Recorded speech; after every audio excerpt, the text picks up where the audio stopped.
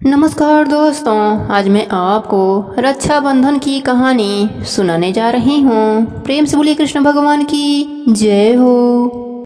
ब्रजमंडल क्षेत्र में एक जंगल के पास एक गांव बसा था। जंगल के किनारे ही एक टूटी फूटी झोपड़ी में एक 7 वर्षीय बालिका अपनी बूढ़ी दादी के साथ रहा करती थी, जिसका नाम उसकी दादी ने बड़े प्रेम से चंदा रखा था।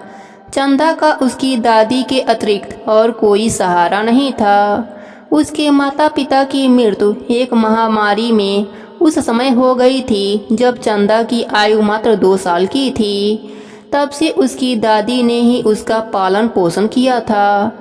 उस बूढ़ी स्त्री के पास भी कमाई का कोई साधन नहीं था, इसलिए वह जंगल जाती और लकड़ियां बीनकर उनको बेचती और उससे जो भी आय होती उससे ही उनका गुजारा चलता था। क्योंकि घर में और कोई नहीं था, इसलिए दादी चंदा को भी अपने साथ जंगल में ले जाती थी। दोनों दादी पोती दिन भर जंगल में भटकते और संध्या होने से पहले घर वापस लौट आते। यही उनका प्रतिदिन का नियम था। चंदा अपने दादी के साथ बहुत प्रसन्न रहती थी, किंतु उसको एक बात बहुत कचोटती थी कि उसका कोई भी भाई या बहन नहीं है। गांव के बच्चे उसको इस बात के लिए बहुत चिढ़ाते थे तथा उसको अपने साथ भी खेलने नहीं देते थे। इससे वह बहुत दुखी रहती थी। अनेक बार वह अपने दादी से पूछती कि उसका कोई भाई क्यों नहीं है। तब उसकी दादी उसको प्रेम से समझाती, कौन कहता है कि तेरा भाई नहीं है, वह है ना कृष्णा, कन्हैया, वही तेरा भाई है। यह कहकर दादी लड्डू गोपाल की ओर संकेत कर देती थी। चंदा की झोपड़ी में एक पुरानी किंतु बहुत सुंदर लड्डू गोपाल की प्रतिमा थी, जो उसके दादाजी लाए थे। चंदा की दादी उनकी बड़े मन से सेवा किया करती थी, बहुत प्रेम से उनकी पूजा करती और उनको भोग लगाती थी।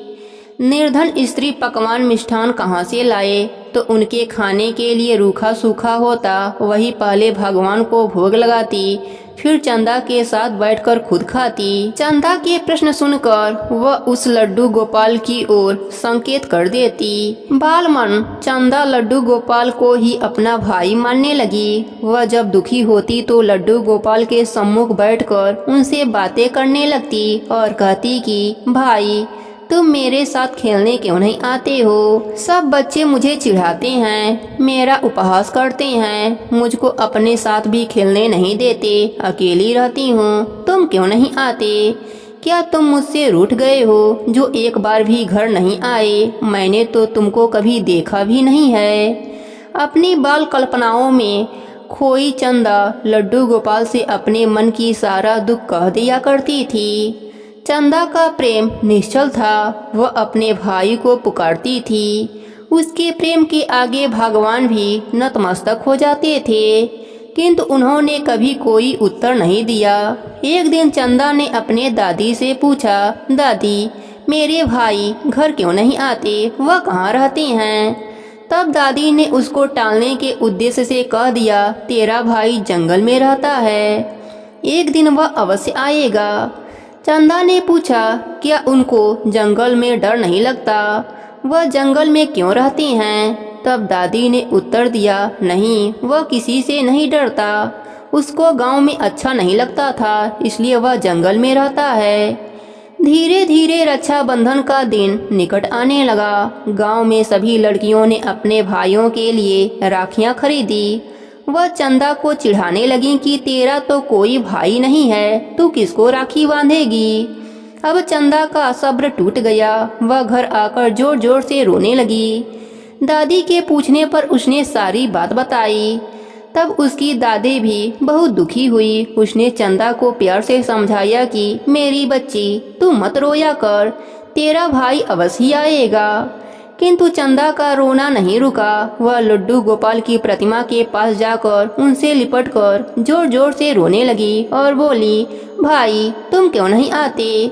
सब भाई अपने बहन से राखी बंधवाते हैं, फिर तुम क्यों नहीं आते? उधर गोविंद चंदा की समस्त चेष्टाओं के साक्षी बन रहे थे। रोते रोते चंदा को याद आया कि दादी ने कहा था कि उसका भाई जंगल में रहता है।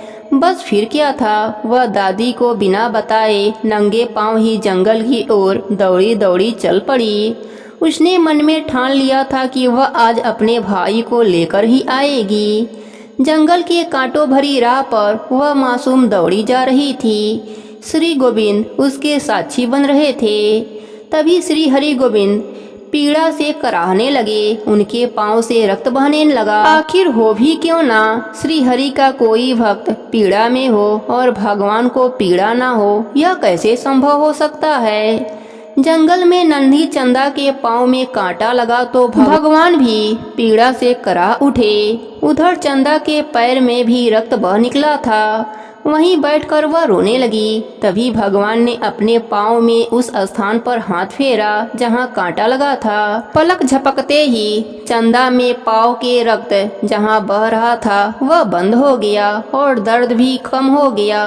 फिर से वह उठी और जंगल की ओर दौड़ने लगी। इस बार उसका पाँव कांटों से छलनी हो गया, किंतु वह नन्ही सी जान बिना चिंता किए दौड़ती जा रही थी।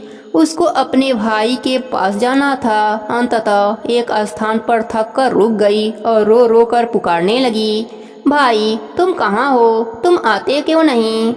अब श्री गोविंद के लिए एक पल भी रुकना कठिन था। वह तुरंत उठे और एक 11-12 वर्ष के सुंदर से बालक का रूप धारण किया तथा पहुंच गए चंदा के पास। उधर चंदा थक कर बैठ गई थी और सर झुकाकर रोए जा रही थी। तभी उसके सर पर किसी के हाथ का स्पर्श हुआ और एक आवाज सुनाई दी, मैं आ गया मेरी बहन, अब तुम मत रो। चंदा ने सर उठाकर उस बालक को देखा और पूछा, क्या तुम मेरे भाई हो। तब उत्तर मिला, हाँ चंदा, मैं ही तेरा भाई हूँ। यह सुनते ही चंदा अपने भाई से लिपट गई और फूट फूट कर रोने लगी। तभी भक्त और भगवान के मध्य भाव और भक्ति का एक अनूठा दृश्य उत्पन्न हुआ। भगवान वही धरती पर बैठ गए। उन्होंने नन्ही चंदा के कोमल पैरों को अपने हाथों में लिया और उसको प्रेम से देखा। वह छोटे छोटे कोमल पाँव पूर्ण रूप से कांटों से छलनी हो चुके थे। उनमें से रक्त बह रहा था। यह देखकर भगवान की आंखों से आंसू बह निकले। उन्होंने उन नन्हे पैरों को अपने माथे से लगाया और रो उठे। अद्भुत दृश्य, बहन भाई को पाने की प्रशंसा में रो रही थी और भगवान अपने भक्त के कष्ट को देखकर रो रहे थे। श्री हरि ने अपने हाथों से चंदा के पैरों में चुभे एक एक कांटे को बड़े प्रेम से निकाला। फिर उसके पैरों पर अपने हाथ का स्पर्श किया। पल भर में सभी कष्ट दूर हो गए। चंदा अपने भाई का हाथ पकड़कर बोली, भाई तुम घर चलो, कल रक्षाबंधन है, मैं भी रक्षाबंधन करूंगी। भगवान बोले, अब तू घर जा, दादी तेरा प्रतीक्षा कर रही होंगी, मैं कल प्रातः घर अवश्य आऊंगा। ऐसा कहकर उसको विश्वास दिलाया और जंगल के बाहर तक छोड़ने आए। अब चंदा बहुत प्रसन्न थी। उसकी सारी चिंता मिट गई थी। घर पहुंची तो देखा कि दादी का रो रो कर बुरा हाल था। चंदा को देखते ही उसको छाती से लगा लिया। चंदा बहुत पुलकित थी। बोली, दादी अब तुम मत रो, कल मेरा भाई आएगा, मैं भी रक्षाबंधन करूंगी।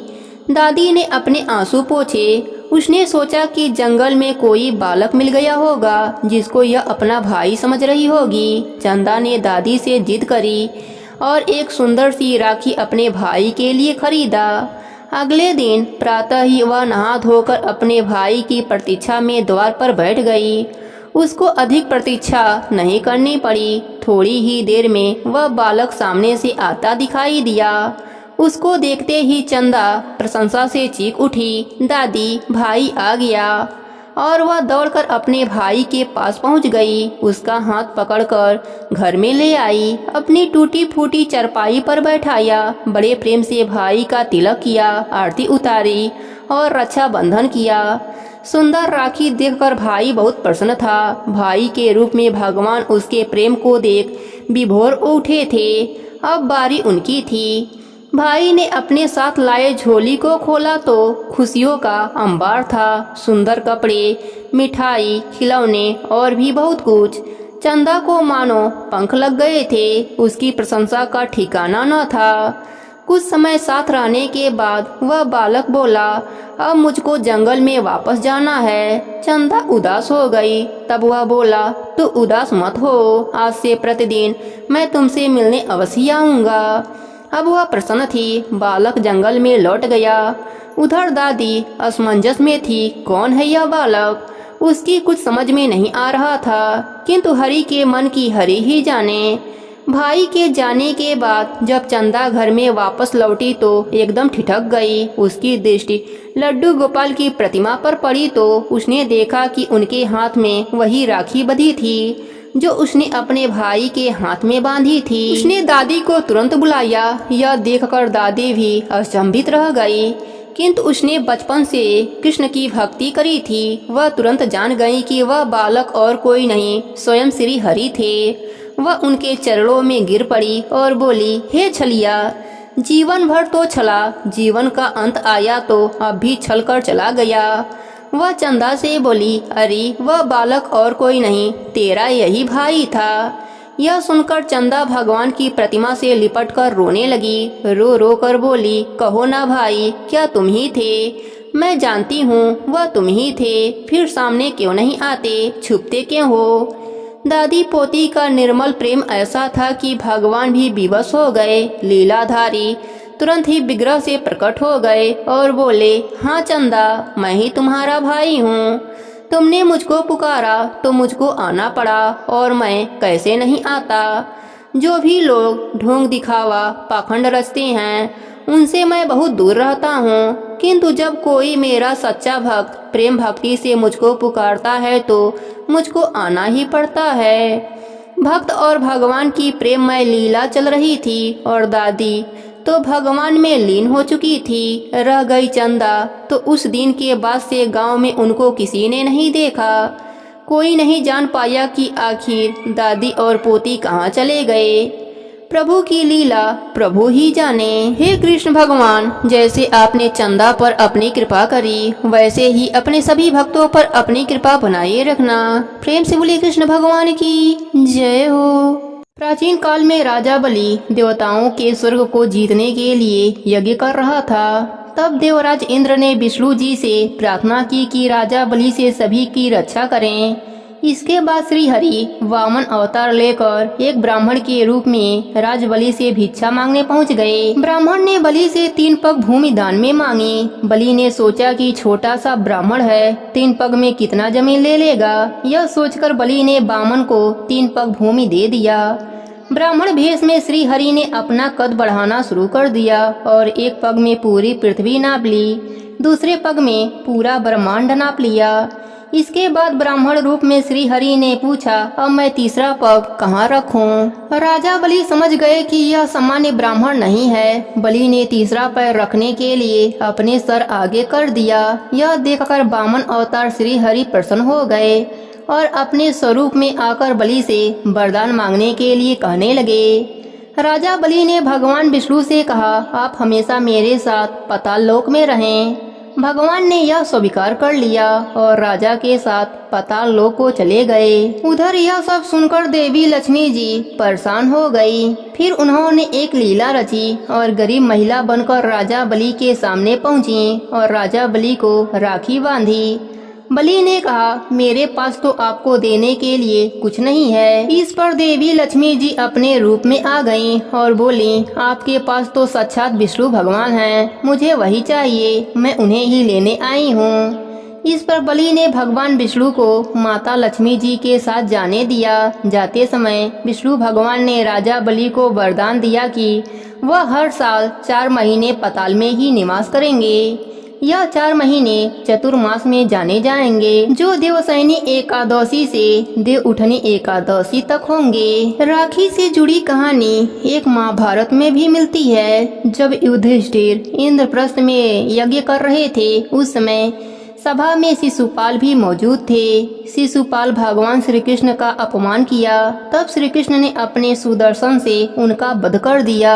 लौटते समय भगवान की छोटी अंगुली कट गई और रक्त बहने लगा। यह देख द्रौपदी आगे आई और उन्होंने झट से साड़ी का पल्लू फाड़कर श्री कृष्ण की अंगुली पर लपेट दिया। उसी समय भगवान श्री कृष्ण ने द्रौपदी को वचन दिया था कि वह एक एक धागे का मोल जरूर चुकाएंगे। यह घटना जिस दिन हुई थी उस दिन सावन महीने की पूर्णिमा तिथि थी। कुरु सभा में द्रौपदी की लाज बचाकर अपना वचन पूरा किया। मान्यता है कि तभी से रक्षाबंधन का पर्व मनाया जाने लगा। प्रेम से बोलिए कृष्ण भगवान की जय हो।